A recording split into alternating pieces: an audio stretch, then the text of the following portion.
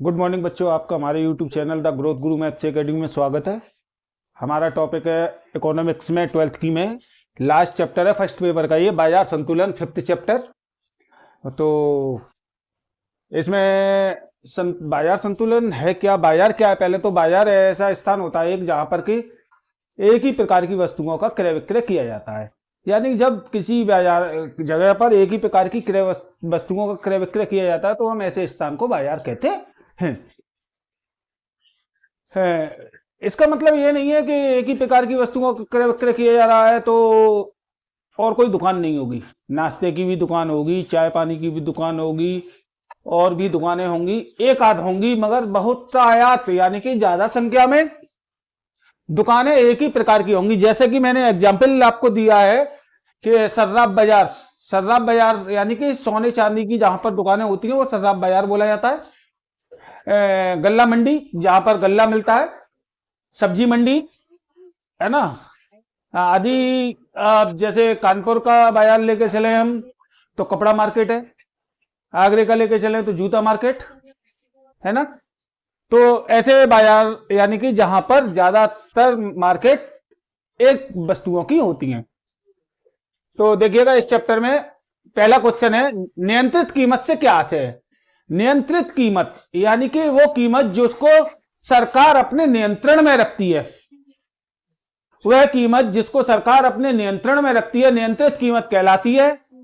और इस कीमत का निर्धारण सरकार उसकी वास्तविक जो कीमत होती है, संतुलन कीमत जो होती है, उससे भी नीचे स्तर पर करती है, जिससे कि गरीब वर्ग के लोग उसको खरीद सकें।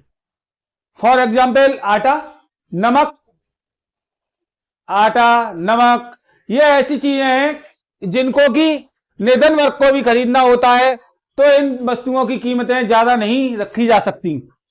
नियंत्रित कीमतें होती हैं ऐसी। तो देखिएगा नियंत्रित कीमत क्या होती है, जब कभी भी किसी वस्तु की कीमत को संतुलन कीमत से निचले स्तर पर निर्धारित किया जाता है, यानी कि उससे भी नीचे कर दिया जाता है। संतुलन कीमत जो होती है उससे भी नीचे स्तर पर निर्धारित किया जाता है ताकि निर्धन वर्ग भी वस्तु का क्रय कर सके, तो ऐसी कीमत को ही हम नियंत्रित कीमत कहते हैं। दूसरा क्वेश्चन है, पूर्ति आधिक्य से क्या आशय है? पूर्ति आधिक्य से मतलब यह है कि सप्लाई ज्यादा डिमांड से, यदि किसी कीमत पर बाजार मांग से अधिक है, मांग कम है, पूर्ति ज्यादा है, तो वह बाजार में उस कीमत पर पूर्ति आधिक्य की स्थिति होगी, यानी कि सप्लाई डिमांड से ज्यादा है, मोर देन है। संतुलन से क्या है? जिस बाजार में आपूर्ति और मांग दोनों बराबर होती हैं, जिस बाजार में आपूर्ति और मांग दोनों बराबर होती हैं, यानी कि एस बराबर डी, सप्लाई बराबर डिमांड, जहां पर डिमांड और सप्लाई दोनों बराबर हो जाती हैं, ऐसे बाजार को हम संतुलन बाजार या संतुलन कहते हैं। सामान्य मूल्य क्या है? सामान्य मूल्य दीर्घकालीन अवधि का मूल्य होता है, जिसके मूल्य में जल्दी जल्दी उतार चढ़ाव नहीं होते, लंबे समय तक यह स्थायी प्रवृत्ति का होता है, यह लंबे समय तक एक ही सा रहता है, इसलिए इसे सामान्य मूल्य कहा जाता है। देखिएगा सामान्य मूल्य इन्होंने क्या लिखा है, सामान्य मूल्य वस्तु का वह मूल्य होता है जो दीर्घकाल में पाया जाता है, इसमें मांग व पूर्ति का संतुलन स्थायी होता है, यानी कि फिक्स रहता है। बाजार मूल्य से क्या है? बाजार मूल्य वह मूल्य होता है जो कि पल पल बदलता रहता है, यानी कि मार्केट में पल पल एक्सचेंज होता रहता है, चेंज होता रहता है, वह बाजार मूल्य कहलाता है। वही लिखा है, वह मूल्य होता रहता है, अर्थात जो मूल्य अस्थायी प्रकृति का होता है बाजार मूल्य कहलाता है। समर्थन क्या है? समर्थन मूल्य आपने सुना होगा, किसानों को दिया जाता है ज्यादातर। समर्थन मूल्य से किसानों के हितों की सुरक्षा के लिए वस्तु के मूल्य को संतुलित कीमत से ऊंचे स्तर पर निर्धारित करना है, जिससे कि किसानों का फायदा हो सके, उनकी कीमतें ज्यादा मिल सके उनकी वस्तुओं की। मजदूरी की न्यूनतम सीमा क्या है? श्रमिक सीमांत त्याग, यानी कि जो श्रमिक हैं वो अपना जो त्याग करते हैं, सीमांत त्याग, अथवा उनका रहन सहन का स्तर, जो उनका रहन सहन का स्तर है मजदूरी की न्यूनतम सीमा को निश्चित करता है। न्यूनतम सीमा मजदूरी की वही बताता है कि लोगों का रहन सहन का स्तर कैसा है, उनका त्याग कैसा है, वहीं पर मजदूरी की न्यूनतम सीमा निर्धारित की जाती है। नेक्स्ट है, मजदूरी का निर्धारण किस बिंदु पर किया जाता है? तो जहां पर मांग और पूर्ति दोनों बिंदु एक दूसरे को आपस में काट देते हैं, डिमांड और सप्लाई। जहां पर डिमांड और सप्लाई दोनों एक दूसरे को काटते हैं, ऐसे स्थान पर ही मजदूरी का निर्धारण किया जाता है।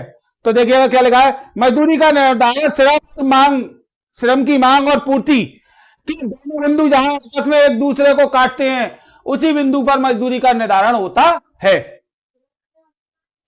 नेक्स्ट क्वेश्चन है, बाजार का अर्थ लिखिए। बाजार क्या है?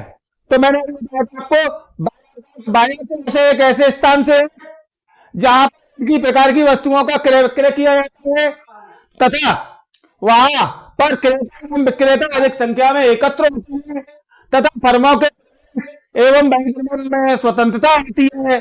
विक्रेता विक्रय कला में दक्ष होते हैं। उदाहरण के लिए हम सर्राफा, गल्ला मंडी, सब्जी मंडी, मुद्रा बाजार आदि बाजार के उदाहरण हैं। अब एक क्वेश्चन दिया है कुछ अलग टाइप का, देखिएगा क्या है। यदि एक्स की स्थानापन्न वस्तु वाई की कीमत में वृद्धि होती है, वस्तु की संतुलन कीमत तथा मात्रा पर इसका क्या प्रभाव पड़ेगा? यानी कहने का कि दो वस्तुएं स्थानापन्न वस्तुएं, स्थानापन्न वस्तुएं मैंने आपको इससे पहले चैप्टर में पढ़ाई है कि वे वस्तुएं वस्तु के स्थान पर दूसरी वस्तु का प्रयोग किया जा सके, ऐसी वस्तु को हम स्थानापन्न वस्तु कहते हैं। एक वस्तु के स्थान पर दूसरी वस्तु का प्रयोग किया जा सके, ऐसी वस्तु को हम स्थानापन्न वस्तु कहते हैं। यहां लिखा है, यदि कोई वस्तुएं जो एक दूसरे की स्थानापन्न है तो एक वस्तु की कीमत बढ़ने पर दूसरी वस्तु की मांग बढ़ती है। अब प्रश्न के अनुसार आए, प्रश्नानुसार वस्तु वाई की कीमत में वृद्धि कर वाई वस्तु की मांग कम हो जाएगी। जब वाई वस्तु की कीमत बढ़ेगी तो उसकी मांग जो है वो डाउनफॉल में जाना चालू हो जाएगी, ठीक। तथा एक्स वस्तु की मांग में वृद्धि होगी। क्यों होगी? क्योंकि वो एक्स वस्तु तो उसकी स्थानापन्न है, यानी कि जब वाई वस्तु को आदमी छोड़ेगा तो एक्स वस्तु की तरफ भागेगा। यदि कॉफी महंगी है तो आदमी चाय पी रहा है, यदि चाय महंगी हो जाएगी तो आदमी कॉफी की तरफ जाने लगेगा, तो कॉफी की डिमांड बढ़ेगी और चाय की डिमांड कम हो जाएगी यदि चाय की कीमत बढ़ती है तो एक्स वस्तु की मांग में वृद्धि होगी, जिससे एक्स वस्तु की मांग वक्र खिसक जाएगा, यानी कि दाईं ओर राइट हैंड साइड की तरफ खिसकना चालू हो जाएगा। मांग खिसकने से संतुलन कीमत में वृद्धि होगी, PP1 बोलते हैं, और संतुलन मात्रा में वृद्धि होगी, QQ1। तो देखिएगा भाई, रेखा चित्र दिखाते हैं। मान के चलिएगा बाई अक्ष पर वस्तु की कीमत है और एक्स अक्ष पर वस्तु की मात्रा है। एक्स, अब हमने क्या करा कि P1, P मतलब प्राइस, P1 मतलब प्राइस बढ़ने के बाद, Q1 क्वांटिटी प्राइस पर थी और Q1 क्वांटिटी प्राइस बढ़ने पर, ठीक है। अब इसके दूसरी तरफ चलते हैं डिमांड पे। तो देखिएगा क्या कि डिमांड और सप्लाई दोनों एक दूसरे को काटते हैं। तो डिमांड हमने डी से शो ऑफ करी है, सप्लाई एस से शो ऑफ करी है। सप्लाई हमारी चली और डिमांड चली, तो PP1 P और Q1 को जिस लाइन पर डिमांड ने कट किया वहां सप्लाई ने भी कट किया। जैसे ही डिमांड बढ़ी, उसके प्राइस बढ़े तो डिमांड खिसकना चालू हो गई और डिमांड देखो खिसकी। जब दाईं ओर खिसकी डिमांड तो ये P1 और Q1 भी बढ़ना चालू हो गए। उसकी सहायता से हमने रेखा चित्र की सहायता से आपको क्लियर किया है। अब नेक्स्ट क्वेश्चन देखते हैं। देखिएगा क्वेश्चन है, एक पूर्ण प्रतिस्पर्धी श्रम बाजार में मजदूरी दर किस प्रकार निर्धारित होती है? एक पूर्ण प्रतिस्पर्धी श्रम बाजार में मजदूरी दर उस बिंदु पर निर्धारित होती है जहां श्रमिकों की कुल मांग रेखा और उनकी कुल पूर्ति रेखा एक दूसरे को काटती हैं। श्रमिकों की मांग क्या होती है? श्रमिक की, श्रमिक उत्पादन करते हैं अर्थात उत्पादकों द्वारा श्रम की मांग की जाती है, यानी कि मजदूर मजदूरी करता है और जो कारखाना या फैक्ट्री ओनर जो होते हैं वो मजदूरों की जरूरत उन्हें होती है, इसलिए वो मजदूरों को मांग करते हैं।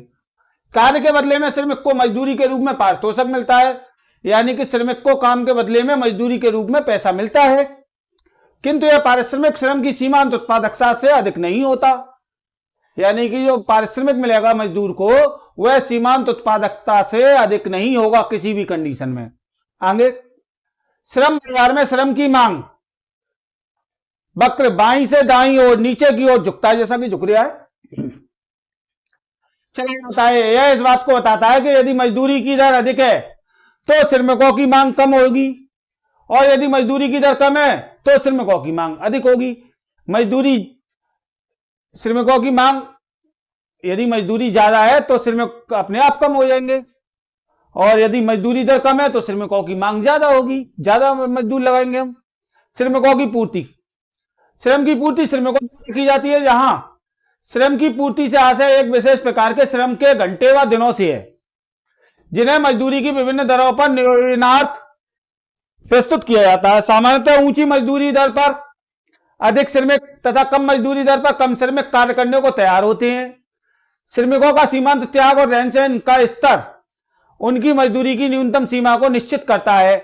यह एक डायग्राम के द्वारा दिखाया गया है कि यह श्रम की मात्रा है, यह मजदूरी है। तो सप्लाई और डिमांड, यहां सप्लाई मोर देन है डिमांड से, और यहां डिमांड मोर देन है सप्लाई से। डी फॉर डिमांड और एस फॉर सप्लाई, ये मूल बिंदु है जहां पर डिमांड और सप्लाई एक दूसरे को कट कर रहे हैं। यदि इससे नीचे जाता है तो डिमांड कम हो गई सप्लाई से, यदि ऊपर जा रहा है तो सप्लाई ज्यादा होगी डिमांड से। यही इसमें शो ऑफ कराया गया और इसके अकॉर्डिंग हमें लिखना है। यदि वीडियो पसंद आई हो तो लाइक, सब्सक्राइब एंड शेयर करें। Thank you.